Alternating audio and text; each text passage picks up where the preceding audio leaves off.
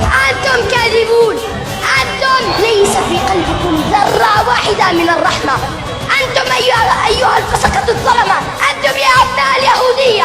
والله والله والله سنحرر فلسطين. والله سنسجد ركعات شكر لله، ولكن في المسجد الأقصى إن شاء الله سنحرر فلسطين. وسنطردكم وسندوس على آخر جثة صهيوني لعين في غزة بأرجلنا الشريفة. سندوس عليكم